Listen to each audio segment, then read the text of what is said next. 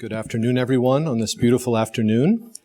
My name is Tom Banchoff. I am Vice President for Global Engagement here at Georgetown and Director of our Berkley Center for Religion, Peace, and World Affairs. And it's my great pleasure this afternoon to welcome you to this Berkley Center Lecture with Professor Tu Weiming on the topic Confucianism and Liberal Education for a Global Era.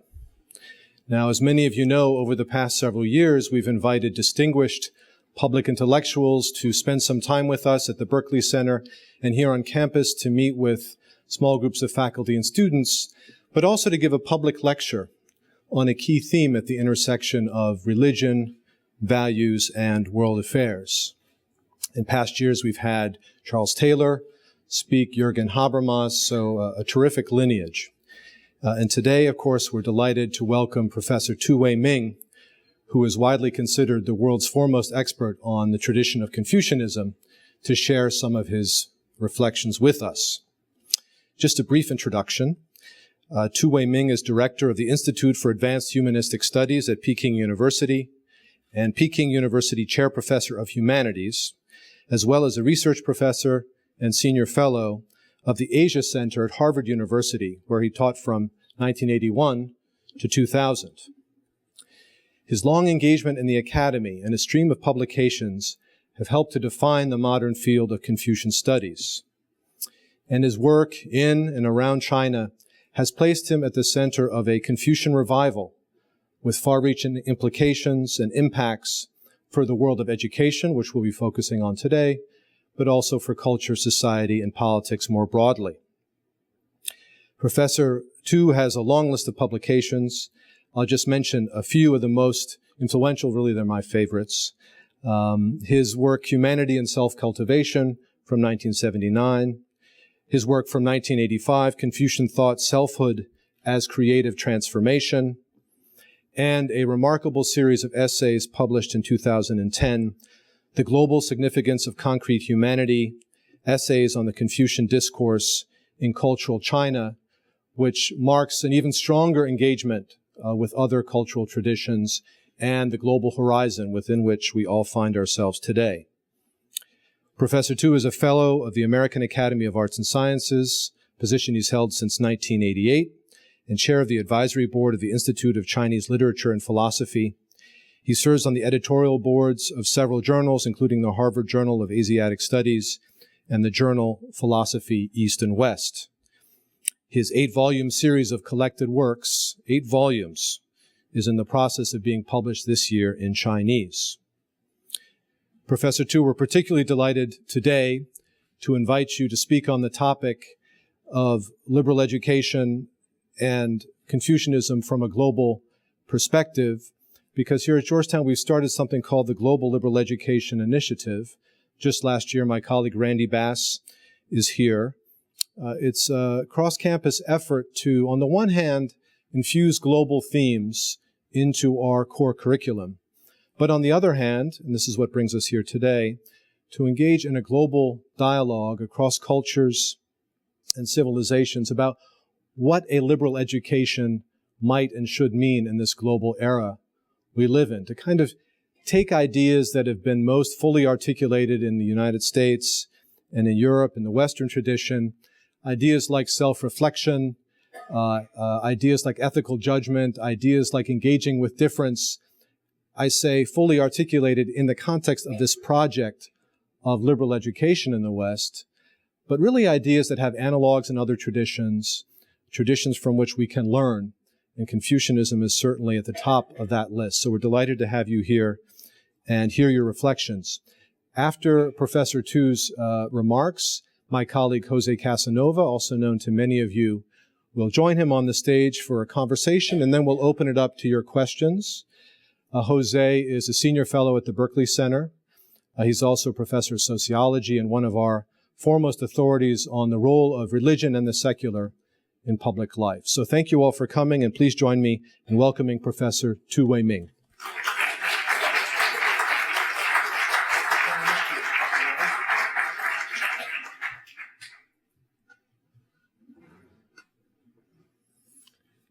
Thank you very much, Professor Tom Banchoff, for your generous introduction. Professor Jose Casanova and colleagues and friends, I'm delighted to have this rare opportunity to address to a question that's very close to my heart. That's Confucian humanism. And, at such an elegant environment with such a distinguished audience. I knew Georgetown University when I was very young, when I was in primary school, because my father was offered a fellowship to study management and transportation in the United States in 1945. His first step was in Georgetown University to attend summer school in English. He actually majored in English literature and economics. He told me his great experience at Georgetown and also informed me that Georgetown has one of the great departments of English literature. So I'm very delighted I'm here. Let me begin with a short reflection on my understanding of the Confucian project, educational project. It's often stated that Confucian learning is learning for the sake of the self.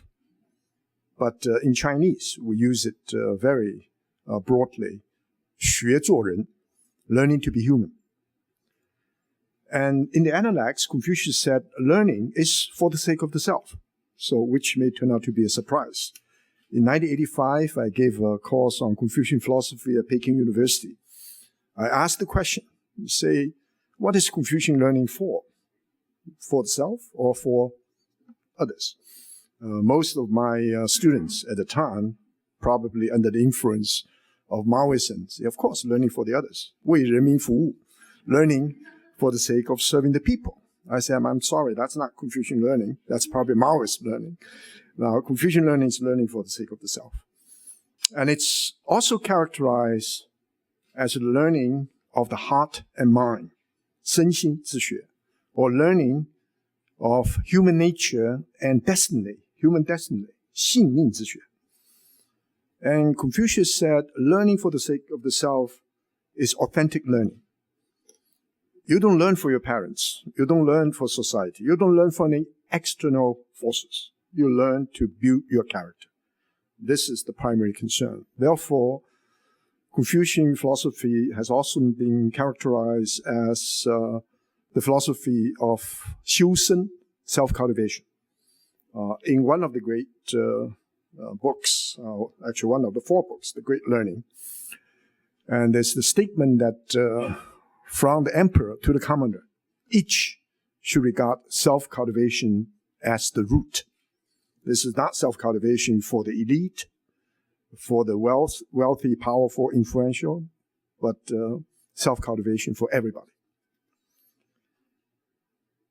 And also, this kind of learning for the self, learning for the sake of the self, is using Max Weber's notion, this worldly learning.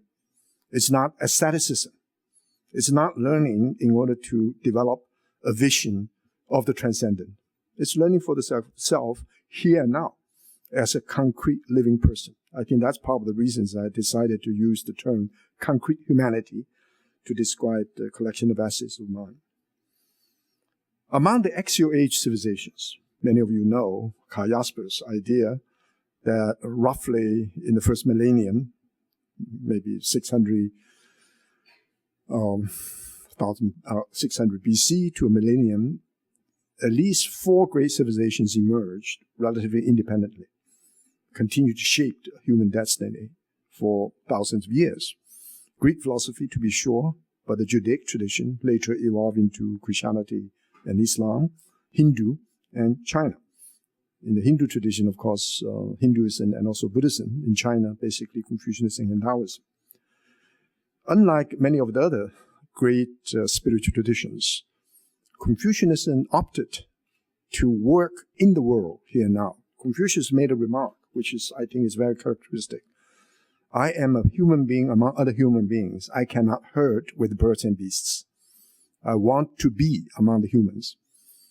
Therefore, he considered himself as a transmitter, and not as a maker in the sense of creating something new. We know that Jesus, the founder of Christianity, is perhaps the most Christian than anyone you can imagine. Difficult to imagine Christianity before Jesus, and difficult to imagine Buddhism before Buddha. But Confucianism, the English word, is basically misnomer.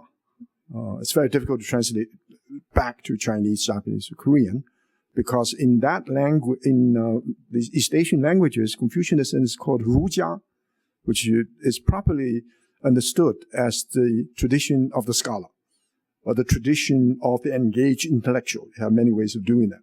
So Confucius is not the founder of Rujia. He may be one of the most well-known.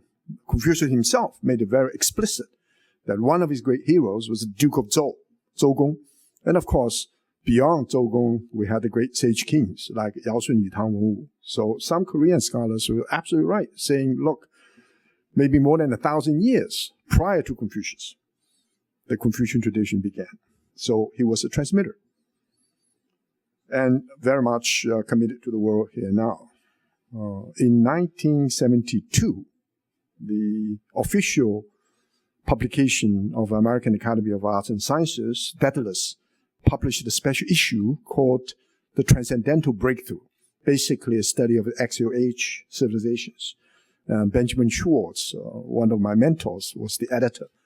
And the idea is to say, among the axial age civilizations, the reference to something beyond the transcendent is characteristic. I actually objected to that. I was the only voice, feeble one, not very consequential, so was not taken seriously.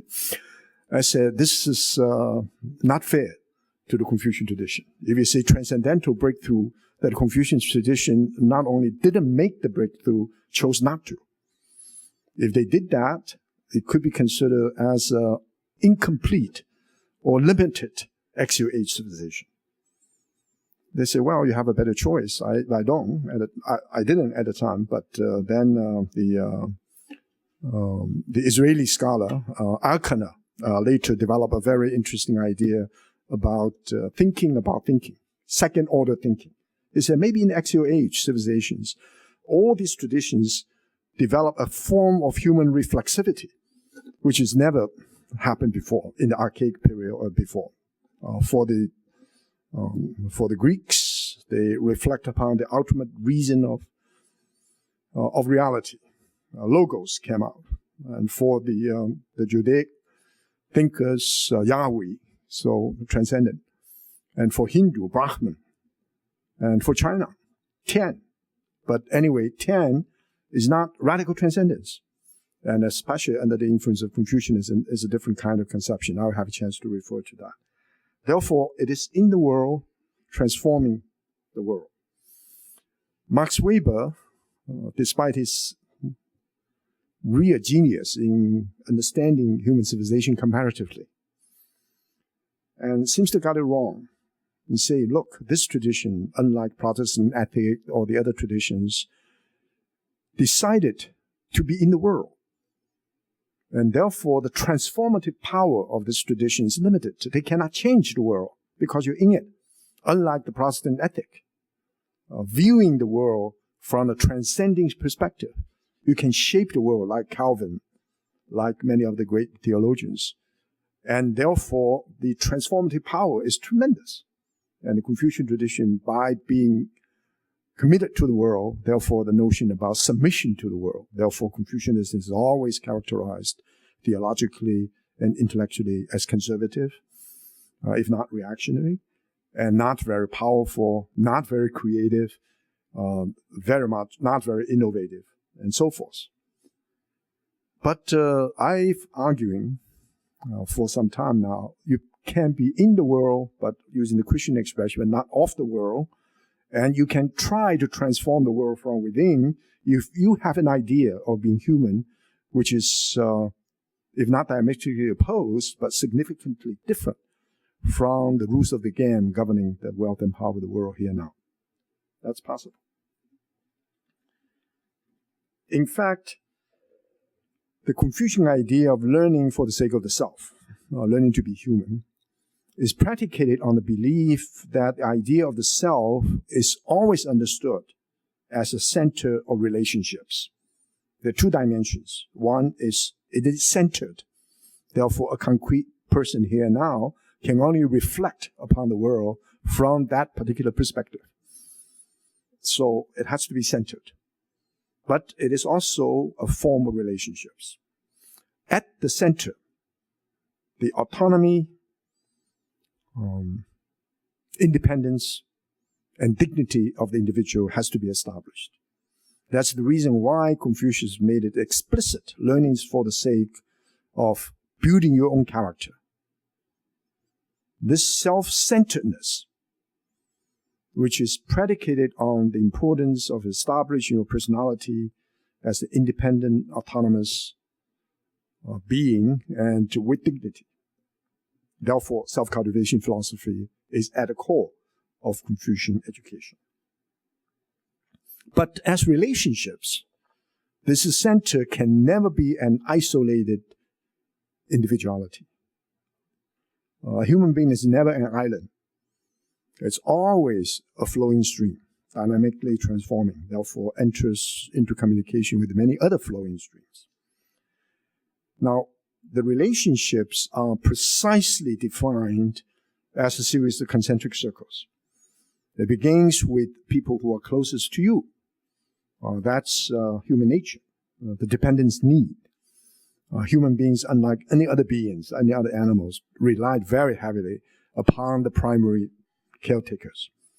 3 years, 5 years. Now, even as college students, you're still part of the family. I recently learned, even in the United States, the increasing percentage of college kids before marriage stay home out of necessity now.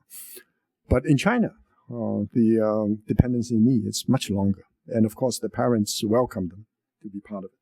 But you have to move beyond the family.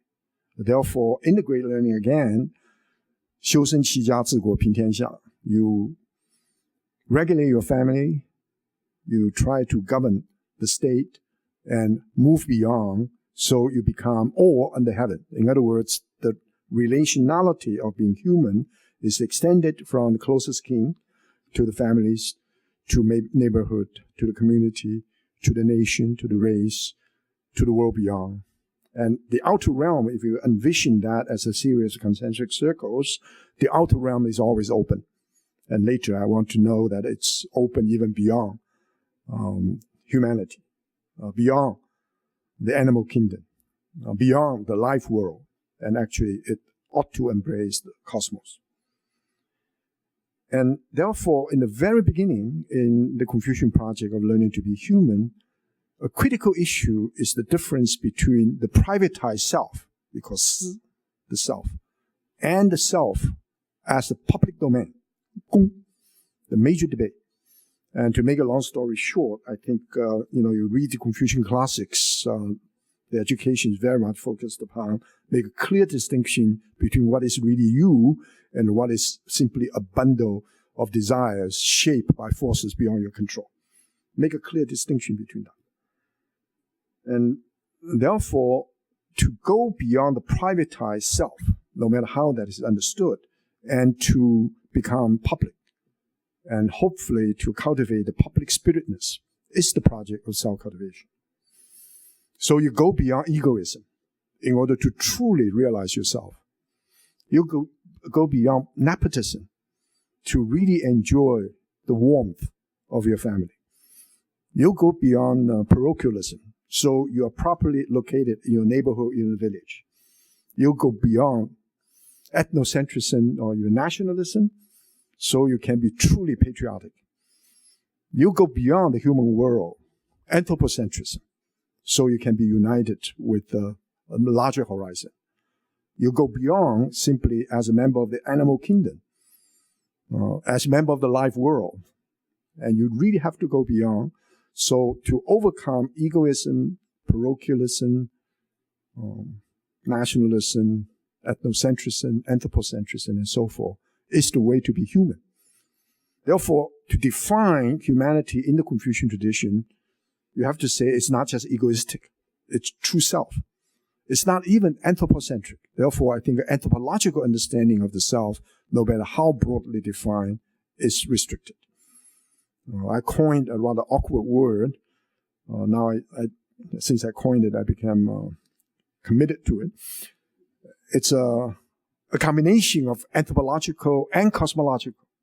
So the Confucian vision of being human is anthropocosmic, in the sense that it is not just anthropological. If it is anthropological, it becomes limited. Another way, probably in a more complex way of understanding the Confucian project, which is, I think, somewhat unique, that is all the forces, I call them primordial ties, that shape a person into a concrete human being: ethnicity, gender, age cohort, language, social stratification or social structure, birthplace or place of birth, belief or religion.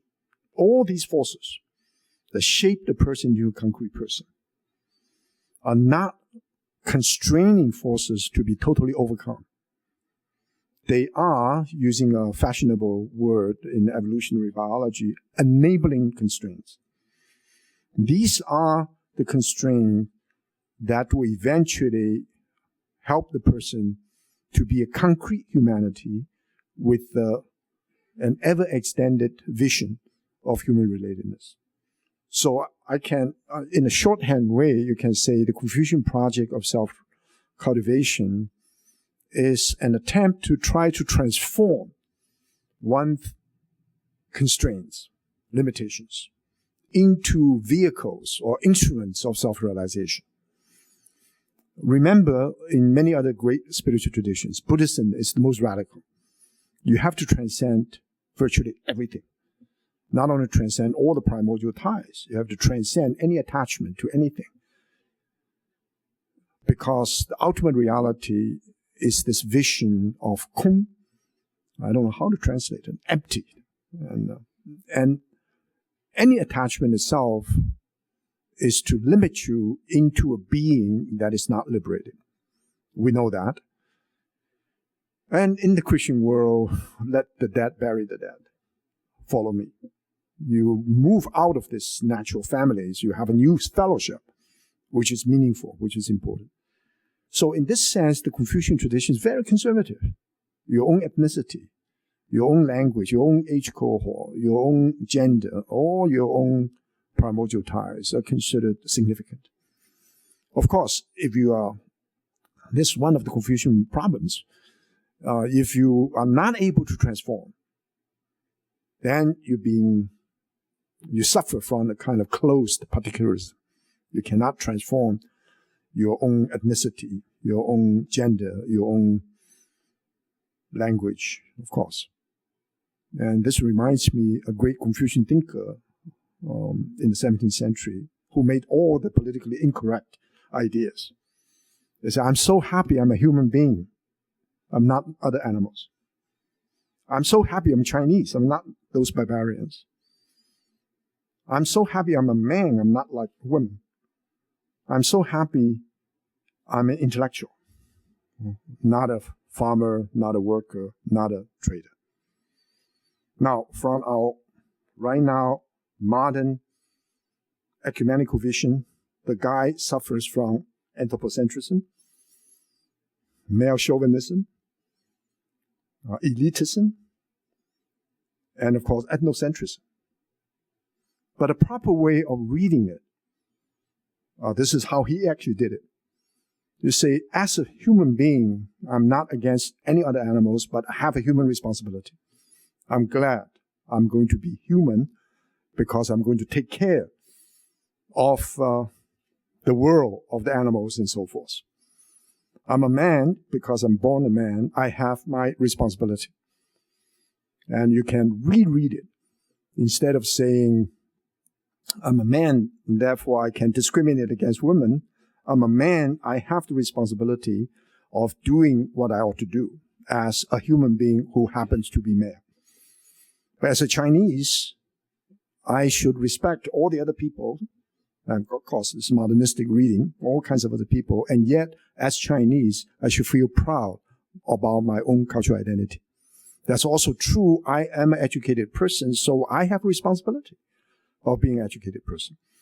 So one very important feature of the Confucian ethic is that the people who are more powerful, influential, wealthy, and have resources to have access to resource and information ought to feel more obligated for the well-being of an extended period, domain of human interest. So the sense of being situated concretely is not necessarily a lamentation. You'd have to transcend that. No. You realize it and transform it. And with this kind of particularism, I think I would call it cosmopolitan, not cosmopolitan particularism. This is oxymoron. Something like a rooted cosmopolitanism.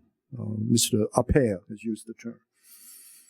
The recognition there are many, many paths towards not just salvation, towards human transformation. My path is the path I have to walk through.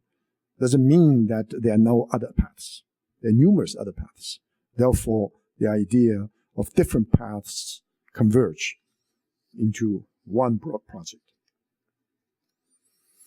And therefore, a very basic ethical principle in Confucian self-cultivation philosophy is the idea of reciprocity.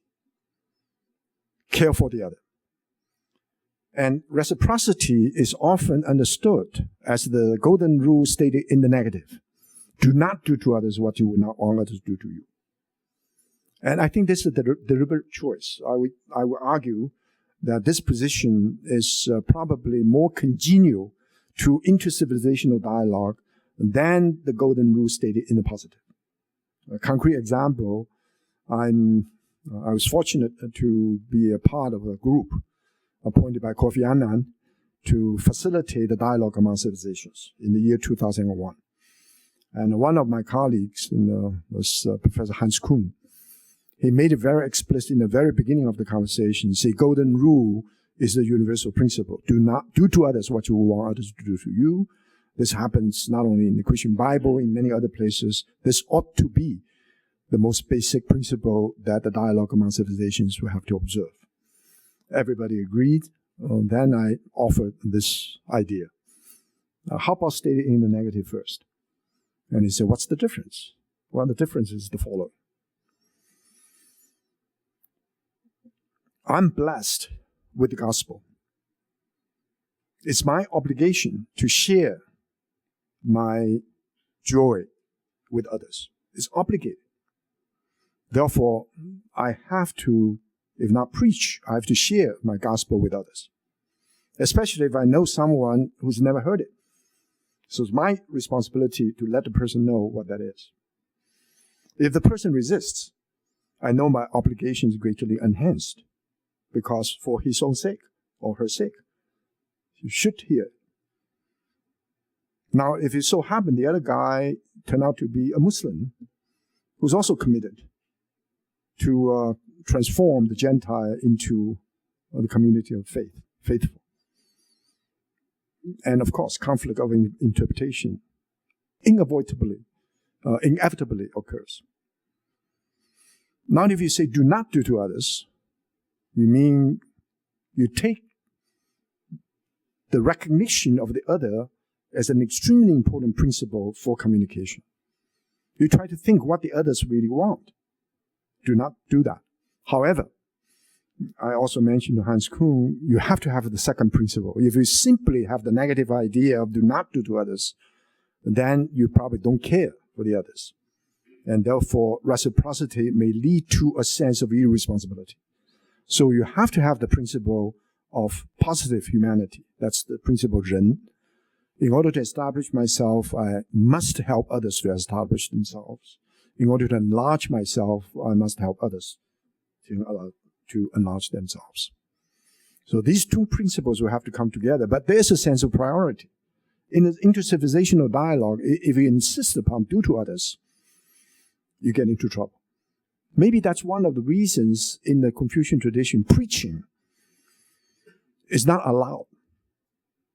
And many people say, Mr. Du, you've been advocating Confucianism, you'll be preaching Confucian and so forth. I feel, of course, compliments, but I always feel nervous. And I don't want to be considered as an advocate, because this idea, a very deep-rooted idea, that it is not proper to impose your truth upon others. 妄教. For example, travel all the way from Beijing to Washington, D.C. to talk about Confucianism. It's against Confucian principle. The idea is 来求. The idea 来求 is meaning if they are interested, they'll come to Beijing. And one scholar, a great Confucian thinker in the modern times, Ma Yifu, actually observed that religiously. And he really got himself into trouble because he just refused to go to Beijing. He was in Hangzhou. When he was offered a professorship at Beida by Cai Yuanpei, he said, when are they coming? They said, no, you have to come to Beida to teach. I said, no, it's against Confucian principle. I'm not going to Beida. And he insisted upon it. Finally, he was invited to teach at Zhejiang, Zeda. So not to go out to teach. If people think you have something to offer, they'll come to you.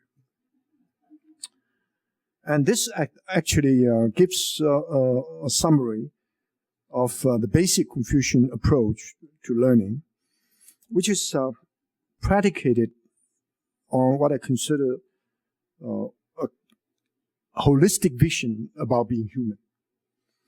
A human being, this is Ben Schwartz and many others talked about, and against a kind of a reductionist model. Human beings never understood in definitional terms. The idea that human beings, of course, rational beings, or the human being is a tool user, or more recently we say the human being is linguistic or symbolic manipulator. All these definitional understanding of being human in the Confucian tradition is wrong-headed. Because any definition focused on a dimension of being human at the expense of many others. But a human being in the Confucian sense is emotional. Is an emotional being, a being of feelings, of emotions, like animals. But human beings are also political beings, like Aristotelian idea. But they are social beings. They are historical beings. They are aesthetic beings. And they are even metaphysical beings. So this is a simplified, maybe even simple-minded vision of the Confucian classics, the 6 classics. The book of poetry is a clear indication human beings are loaded with emotionality, therefore affectivity. The book of rights is basically a statement about human beings as social beings. The book of so-called documents, the book of talking about governance, is the idea of human beings as political beings. The Spring and Autumn Annals, edited by Confucius, is basically a statement about human beings as historical beings. And of course, the book of Change is a human being as metaphysical in quest for ultimate meaning of life. And the book of music, unfortunately lost. There are chapters, remaining chapters, indicates human beings are aesthetic beings. Therefore, what is being human? What is a human being? A human being, from the evolutionary perspective, is an observer. Of course, dogs and cats, these other animals are more observing in terms of their sensory perceptions, audio, vision, and visual. But human beings are observers, eventually with tools, and consistently trying to understand the world around.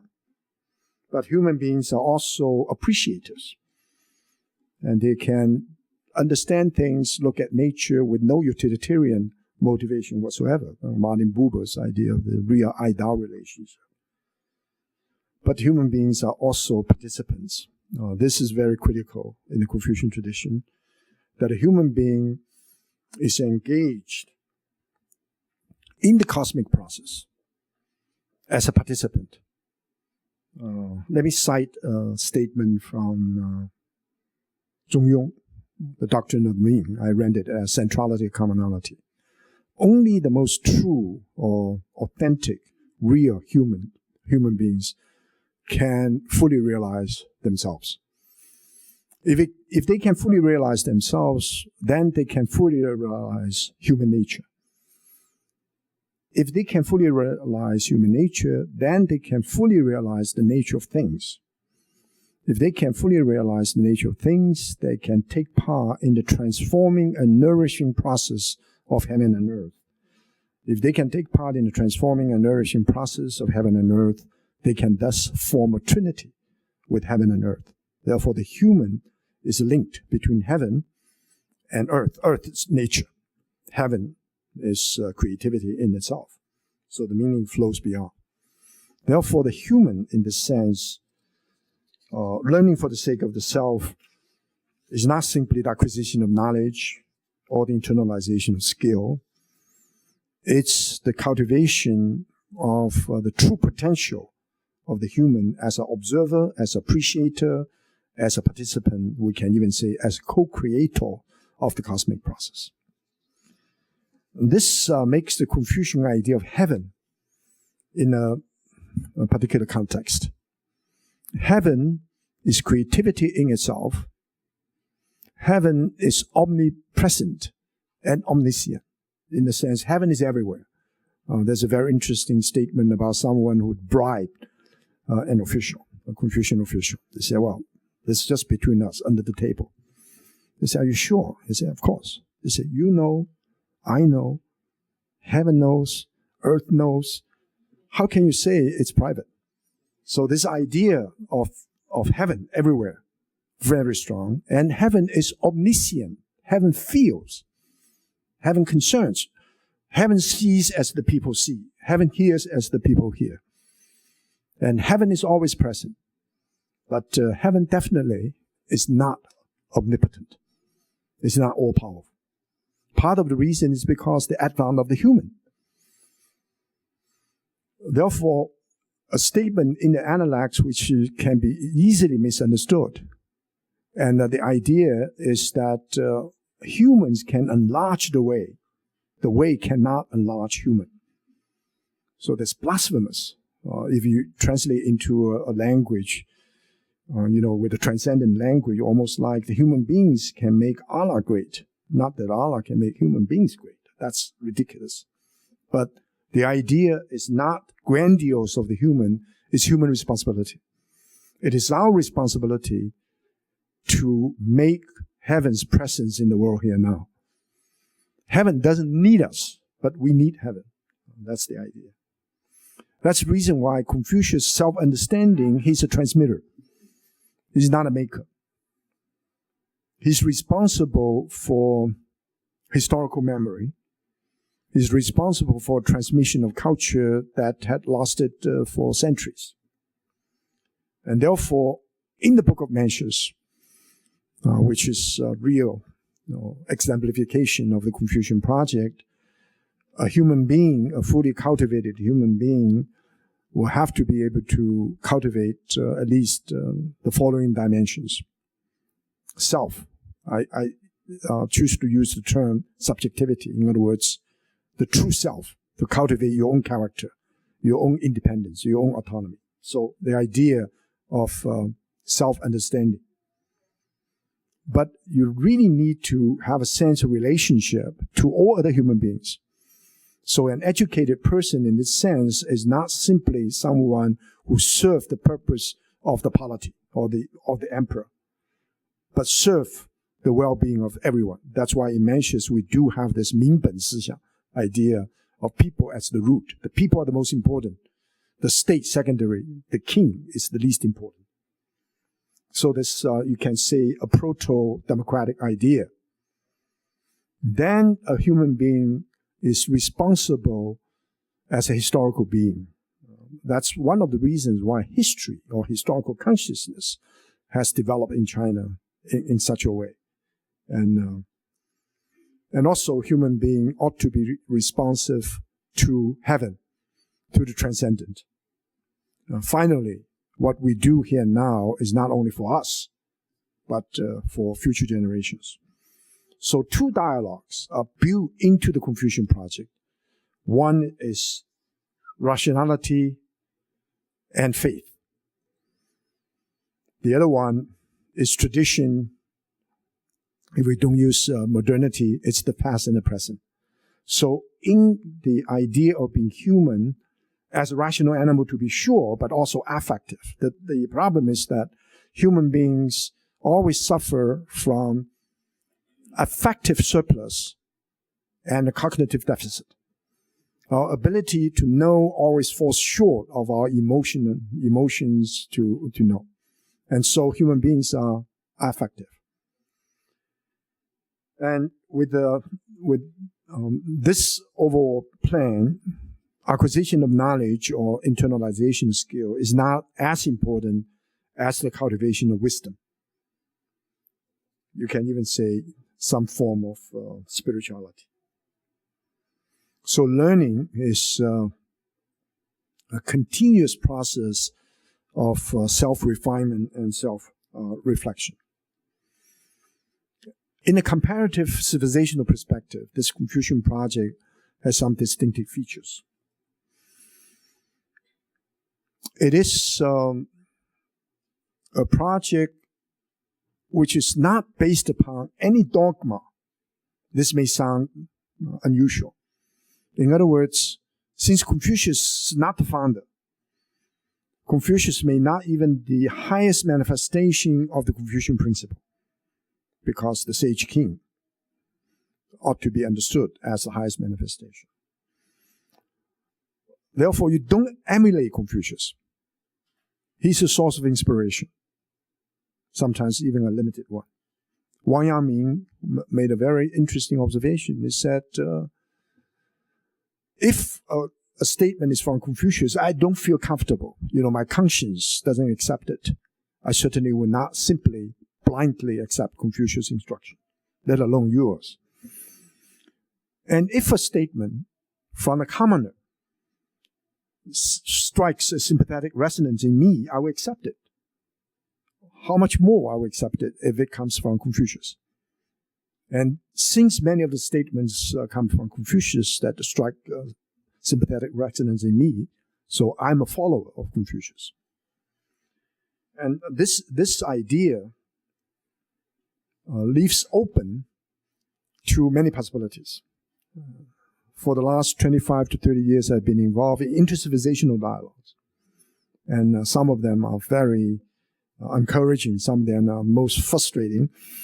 But my own experience is that, first, of course, with Christianity, I'm not a Christian, but I'm a beneficiary of Christian theology or Christian studies in general.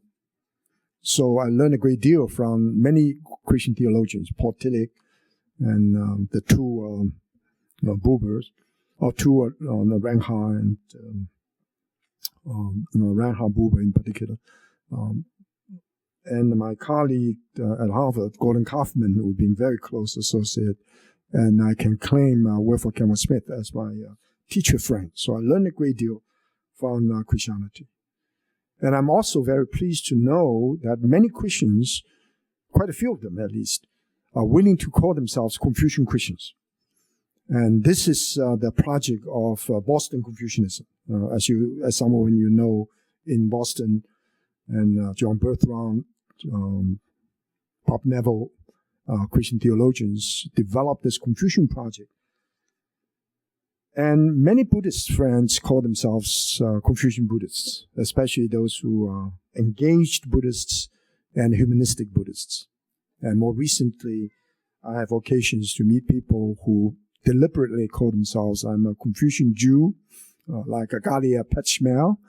I'm a Confucian Hindu, like Balasubramania, who actually coined the idea of Confucianism as spiritual humanism. So, what is the message? I think as a broad, holistic, humanistic vision, it is compatible with virtually all major spiritual quests, not only the great civilizations in the Axial Age tradition, but indigenous traditions as well. So the term that I used first in the dialogue in 2001 to facilitate the dialogue among the year of the dialogue among civilizations with Hans Kuhn and others, and then 2004 I was asked by UNESCO to address the executive board on the dialogue among civilizations, and more recently with the Alliance of Civilizations in Vienna. And I coined this idea of spiritual humanism, which is, if not diametrically opposed, significantly different from secular humanism of the Enlightenment mentality of the modern West. And over the last few years, also Professor Casanova and I were involved with a project that Charles Taylor organized. I think we may call it Beyond the Secular Age. And there, we need to have a vision of human flourishing, not only human survival, but human flourishing, which is based upon the idea of human flourishing predicated on some shareable core values that all spiritual traditions will subscribe to. Christianity, Buddhism, for example, in addition to their own distinctive religious traditions and languages, will have to develop a new language, which I simply call it the language of global citizenship, which is sensitive to ecological consciousness, international order, poverty, all these kind of problems in the 21st century that confront humanity. And the Confucian tradition, as a contributor to this particular language, can serve as a reference. Thank you.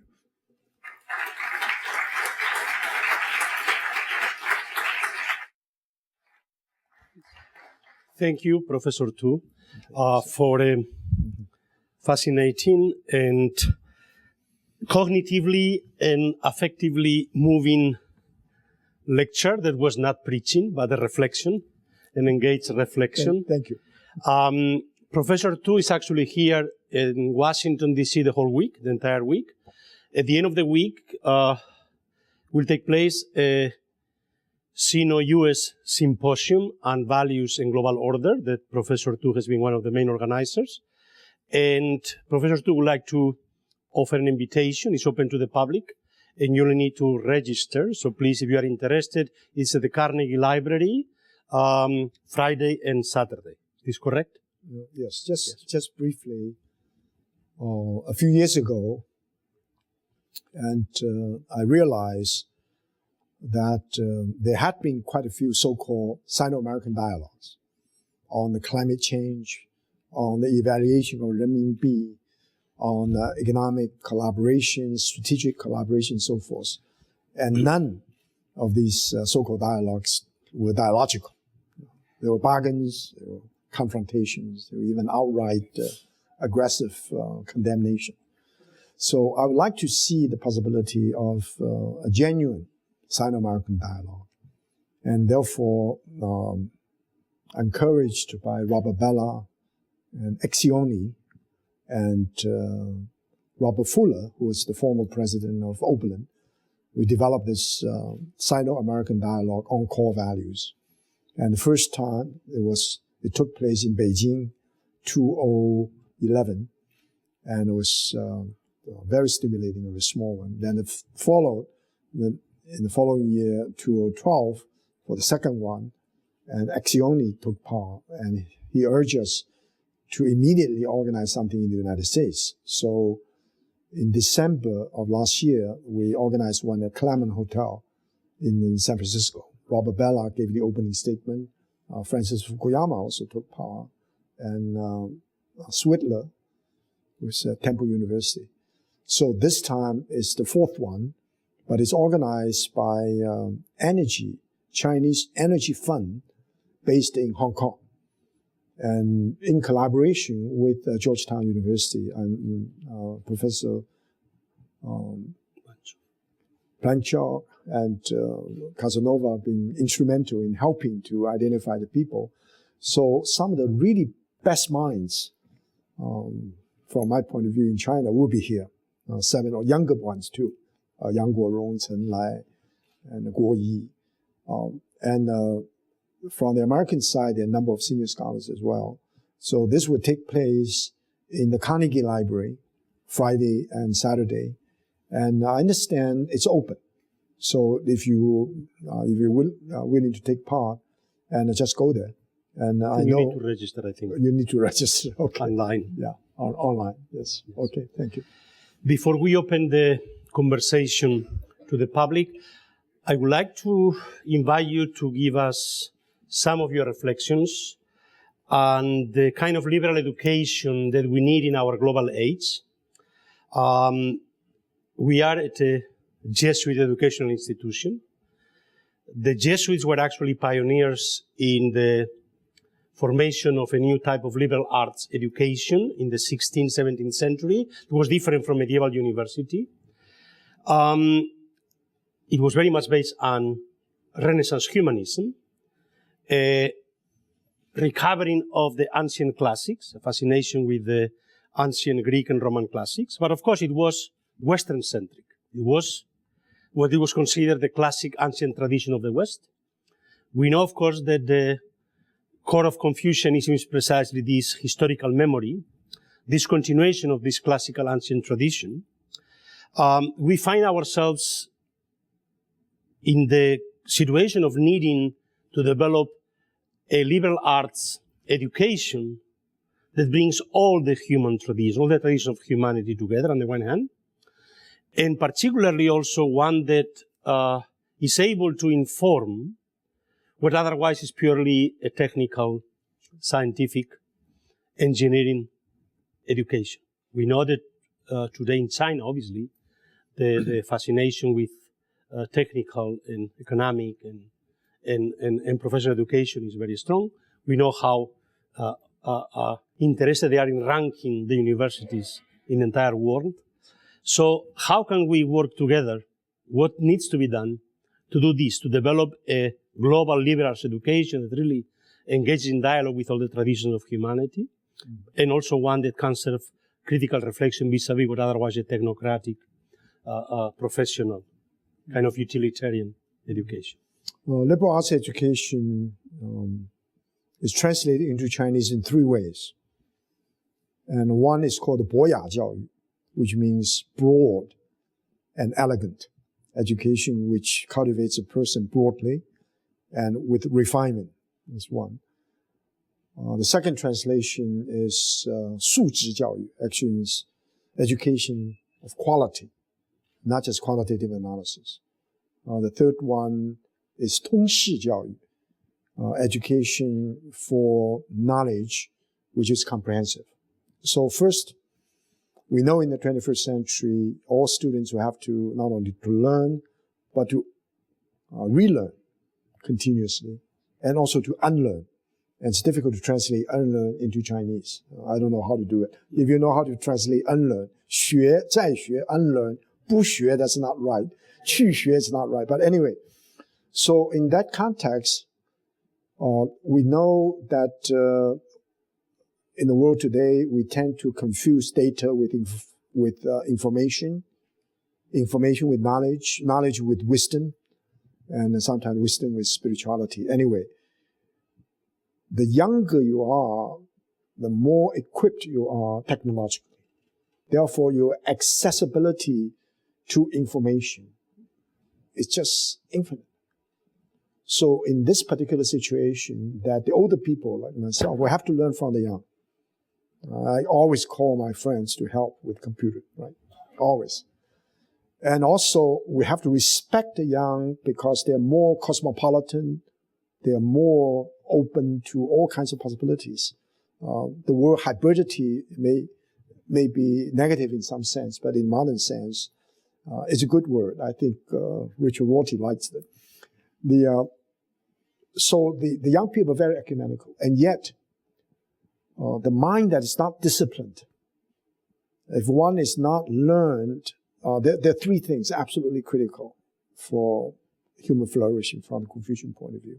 One is the art of listening. Increasingly difficult for the young to cultivate the art of listening. If you don't capture their attention in 5 minutes, they're gone. So the art of listening is one. The other one is to enhance your intellectual horizon, the ability to confront radical otherness.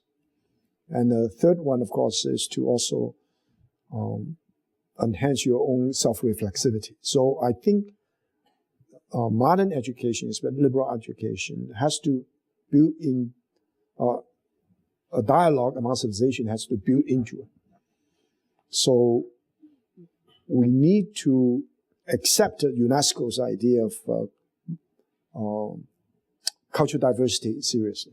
I know quite a few of our colleagues worry about multiculturalism. I know Huntington was worried about it. But multiculturalism, or religious pluralism for that matter, may turn out to be relativistic. I think Michael Sandel once was asked by the president of Harvard, Drew Faust, so you've taught this famous course on justice to thousands of students. Do you think they become more just, or what happened? He paused for a while. He said, when they came to the class, they're all relativists. After they've taken the course, they're still relativists, but they know why. So that's the contribution. Now, in a sense, you become more pluralistic and open and self-reflexive. So the idea of ethical reflection. Now, China actually suffers from a kind of disease, not Marxism or socialism, of course, but a kind of outmoded scientism. Some people say China is ruled, China suffers from the tyranny of the engineer. But many leaders in government, in the business, in academia are engineers. And the situation is only changing this year. For the first time, the top leaders, 7 top leaders, there are more people in the social science and humanities that they are engineers. But China is dominated. Therefore, liberal arts education has been very widely debated and argued in China. I think also for the first time, I don't think it's just a rhetoric. That is, development should not be understood in economic and political terms alone. So there are 3 other kinds of development that will have to be integrated: social, cultural, and ecological. So once you have that, I think for China to move from the idea of an economic man to be a culture person, to be eventually an ecological person. So in that sense, a modern liberal arts education will have to help the students to develop the art of listening, the idea of expanded intellectual horizon and spiritual horizon, and at the same time to enhance their own self-reflexivity. In addition to economic capital, how to cultivate social capital, in Robert Putnam's notion, but how to enhance cultural competence in addition to technical competence, and how to enhance ethical intelligence in addition to cognitive intelligence, and how to become sensitive to spiritual matters. I think one form of education that in China we feel very strong is to develop a sense of awe, sense of reverence. With the Maoist philosophy struggle, and with the Confucian tradition, which never developed a very powerful radical transcendence. So the sense of awe about the world is very much lacking.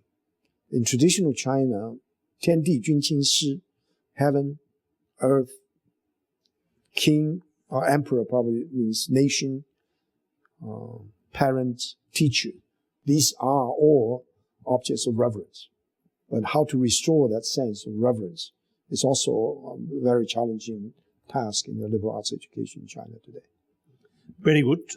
Let's open up the floor. We have about 20 minutes. We'll need to leave this room sharp a few minutes before 5:30 because it needs to be made available for another function. We are always slaves of the clock and of time. But please, identify yourselves and be as brief, concise, and articulate as you can, please. All right. I'm a visitor to Catholic University of America and the Fulbright program.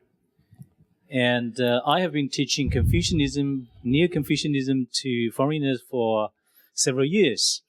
And I really admire with Professor Tu Weiming's works. So my question is quite simple. Confucianism can be used to, we say, helps cultivate our moral character, moral force, or vast moral force. This is really good for the civil society. My question is, Confucianism seems to, we say, to be deficit in exhorting what should be done by the government. In other words, human rights, the topic human rights, seem to have been neglected by many, we say, classical works in Confucianism, even in Neo-Confucianism. In a certain sense, Confucianism can be regarded as a kind of praxis or ethical principle, what should be done, what should not be done. So, sometimes I ascribe lack of justice or fallacy in today's society in my country, China, to the great impact of Confucianism or Neo-Confucianism. So, I would like to hear your insights. Thank you. Well, thank you for the question. I think the Universal Declaration of Human Rights in 1948, two Confucian scholars actually took part. And in fact, the person who assisted Mrs. Roosevelt in the original draft turned out to be one of my teachers, Wu De-Yao, who just passed away 2 or 3 years ago. And the two Confucian participants insisted that in the Universal Declaration of Human Rights, it has to be so universal that no specific cultural traditions ought to be represented. That's why the word God doesn't appear. And also it's very, very comprehensive. It includes all 3 generations of human rights now we're talking about: political rights, economic, social rights, cultural rights, and even group rights. So it's very comprehensive. That to me is compatible with my understanding of the Confucian tradition. But human rights as a practice, especially in America, we do have a commissioner or secretary of human rights. It's something that has generated a great deal of debate. The whole debate on Asian values as versus human rights occasioned because of Lee Kuan Yew in Singapore together with Mahathir. And that to me is very unfortunate because what they should have done, of course, is not to politicize it, but it's simply to say, in addition to the human rights that are being practiced all over, we need to have something more than simply human rights. Instead, they pitted human rights against obedience, submission, and group identity. So Asian values then become stigmatized. Therefore, the NGOs are all fighting against Asian values, even though the governments embrace Asian values. So my own sense is that I discussed this, actually in a book edited together with Ted DeBerry of Columbia. It's called Confucianism and Human Rights. John Rawls' student, Josh Fogel, who's now teaching at Stanford, actually wrote a short paper commenting on my idea of human rights from the Confucian point of view. And one suggestion may be useful. If we insist upon the duty consciousness and the ethic of responsibility of the elite, in other words, all those who are powerful, influential, and so forth, ought to be obligated by a very strong sense of the ethical responsibility in Max Weber's sense, then the functional equivalent of human rights can be not only developed, but also flourish. And I agree with you, China suffers from inability to understanding of how human rights actually work. I'll give you one example. One day after the American bombing of the embassy of Berkeley, and I was in Beijing giving a talk. I was at the time still at Harvard, talk on globalization, especially economic globalization, cultural globalization.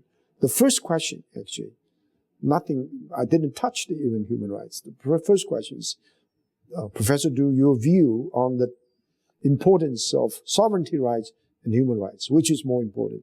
主权, 人权. Because Li Peng, the previous day, announced in China, 主权 is more important than 人权. I didn't even think. I said, of course, human rights is more important than sovereignty rights. And then I give you a number of examples, including, say, South Africa, when it practiced apartheid. Everybody condemned South Africa, including China. But now Mandela is one of the most respected statesmen. And the person who asked the question stood up. I said, I agree with you. He sat down and nobody raised questions about human rights. So among the intellectuals in China, I think human rights discourse is very widely accepted, like you. So not just the dissidents, but I think the intellectuals believe human rights are. The Chinese record is not good enough. We should improve it. I propose that we gather a group of 3 questions, and hopefully we'll have 2 rounds. If you are, please, brief and to the point. So please. Yes, please, you first.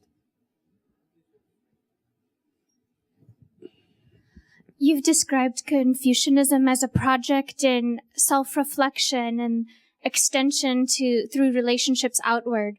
But self-reflection on its own, free-floating and extended outwards, can go wrong. And reflection without learning can be dangerous. So are you proposing a reflection for reflection's sake? Or would you grant that liberal education has to be grounded in tradition, in text? And what is the role of this kind of study of text and tradition in a authentically Confucian liberal education? Please. Yes. What's that? That was a great question. Mine isn't nearly as good. I'm wondering if the Confucian negative version of the Golden Rule, if perhaps to China's leaders and foreign policy thinkers explicitly base the formal non-interventionist aspect of China's foreign policy on that, or if you think they do, or if that's a reason for such a foreign policy, or if that foreign policy is perhaps merely instrumental. And the 3rd question, please. Ed Barrett from the U.S. Naval Academy. Is there a Confucian revival in China? And if so, what does it look like? Among whom, and what is the content? And if there is such a revival, how is it going to play out with the political forces, the Communist Party? Why don't I answer the 3rd question first? I think there is... But very briefly, because otherwise we wouldn't be able to... Yes. These questions. And yes, there's a revival.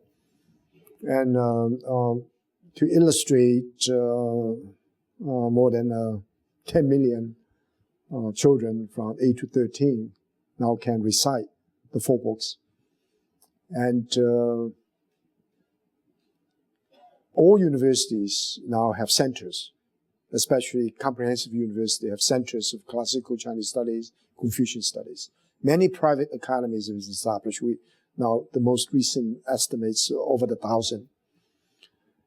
Business people, this is to me very important, CEOs, and many of them in their 50s and 60s missed out because of the Cultural Revolution, now return to universities.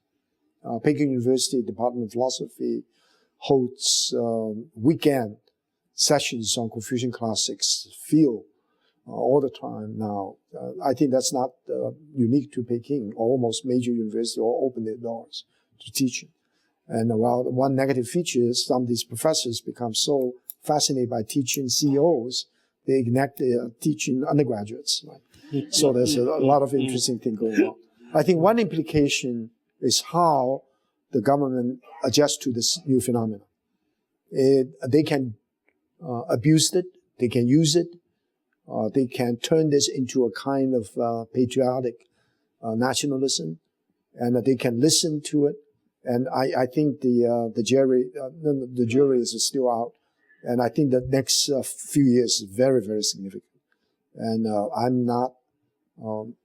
I think I'm cautiously optimistic, but also see the danger of that being hijacked into a kind of chauvinistic nationalism. Very powerful one. And the negative golden rule stating in the negative may have been used. I think the government's position on non-interference is much more instrumental. But at the same time, there is a commitment. I think the commitment is based upon the belief that China needs to have the space for development. And I think China is really committed to free trade now, and America is not. And the idea is that any kind of free trade, open, peaceful environment will help China to develop economically. And any conflict will be very negative. This is the Confucian project of self-reflection. And I probably somehow misled you. The primary function of, the content of education is really based upon text, group reading. We call it kaidok. It's a Japanese idea, huidu, kaidok. I introduced it to Peking University to read. 15 students get together to read the classics line by line, and with a professor who's not giving lectures, but to listen and to engage in the conversation. This is now very popular. To have students together early in the morning, have recitation, reading texts. In America, only 2 universities are really committed to this. One is Columbia's great books. The other one is Chicago.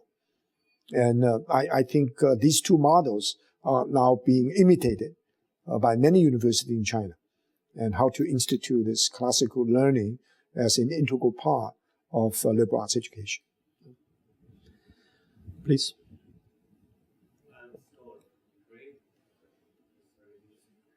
For me, I wanted to ask about the difference between the notions of duty and responsibility in Confucianism. And for me, it's interesting, in respect to whom duty, in relations to whom responsibility, or whom we are responsible for.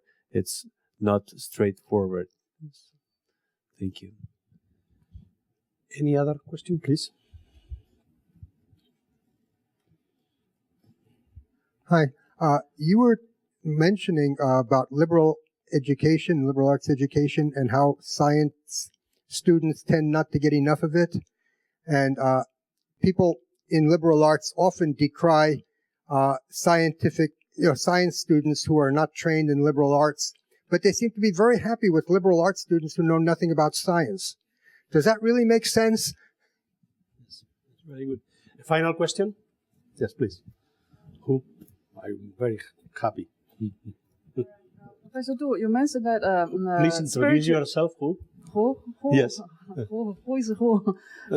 My name is Hu Yeping from Catholic University. And I have a question that you mentioned heaven, or Tian, by itself creative. And humans need heaven, but the Tian doesn't need humans.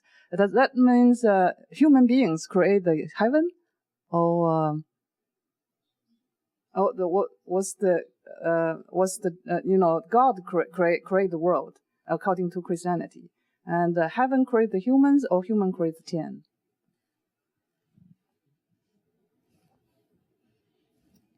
I should. Yes, please. Okay. And then. Well, I have to think about the last question. May not be able to answer it.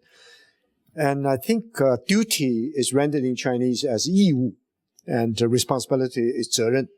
Now, responsibility is a category that's probably in the social environment, in the political environment.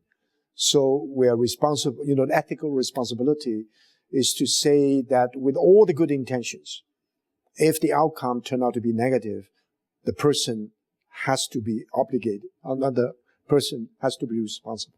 So the ethical responsibility is more in the area of politics. 义务 is more related to an obligation, like filial piety, or like your sense of reverence towards not just your ancestor, towards heaven. Now, heaven, as I pointed out, is omnipresent, omniscient, may not be omnipotent. And the notion is that all the natural disasters, human beings will be able to survive. The only disaster the human beings cannot survive is man-made. So there's one very important statement, 天作孽犹可活，自作孽不可逃. If heaven brings havoc, all these natural disasters, earthquakes and so forth, human beings will survive. But the only kind of disaster human beings will not survive is turned out to be man-made. Sudden death, that's a nuclear holocaust, or gradual suicide, that's ecological degradation.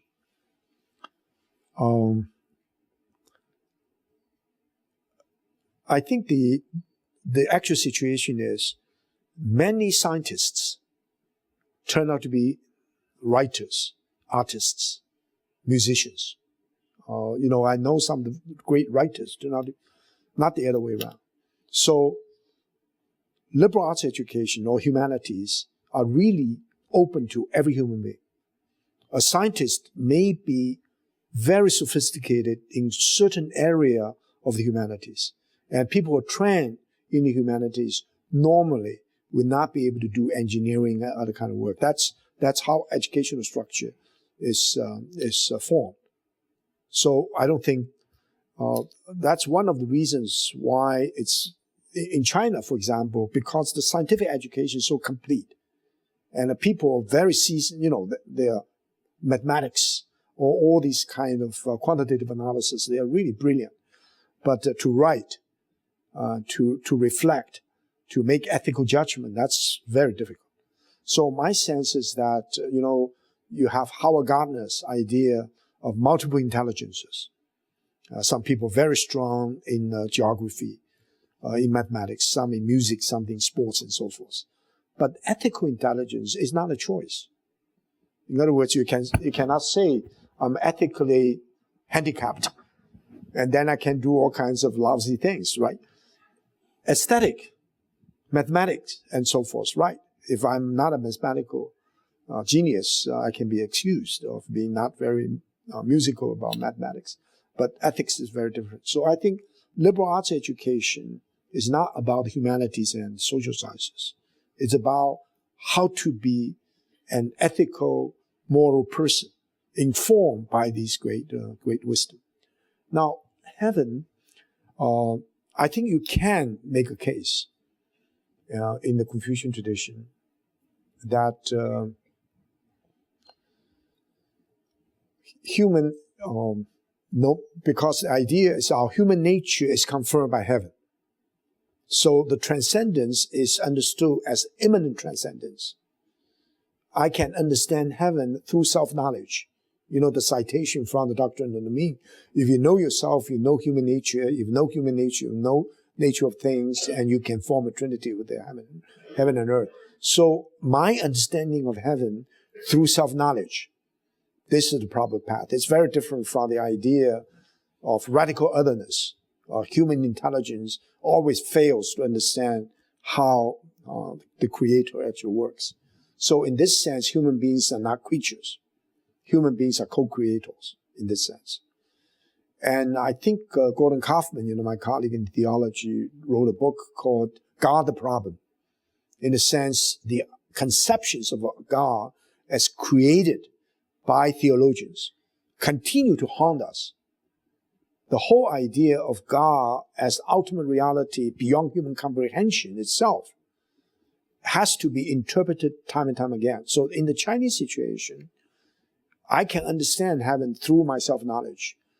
But the comprehensive power and influence of heaven is always beyond my comprehension, because no matter how hard I try, I cannot really fully understand myself. So let me conclude with this following statement now. There are two ideas. On the surface, they are contradictory, but both are significant. One is that all human beings are sages. The second one is no human being, including Confucius, can ever become a sage. The first statement is an ontological statement, like every human being is embodied with the Buddhahood. Every human being essentially can become a sage. The second one is an existential condition. No matter how hard you try, you never reach sagehood. So the idea true Confucius will have a certain lamentation. And there's a statement that if Confucius lived to the primal age of 80, like Buddha, he died at 73, because he reached this whole stage of he can follow the dictate of his heart and everything's right. So fusion between what it is and what ought to be. And can he just relax, And the answer of all the Confucian thinkers is no. The old man will have to struggle even harder to become better. So from 73 to 80, the struggle will become painfully difficult. But he had to do it. That's the way of learning. So that learning never completes, despite the fact that every human being is endowed with sagehood. So in this sense, we never create heaven. We are children of heaven. We try to understand heaven, and we cannot fully understand heaven, even though through our self-understanding, we can earn the right to have some appreciation of heaven. So in this sense, it's very Christian. I say very Christian. Some people accuse me of Christianizing the Confucian project, but I'm happy to do that. Well, thank you to all of you for coming, and please join me in thanking Professor Du for this wonderful lecture.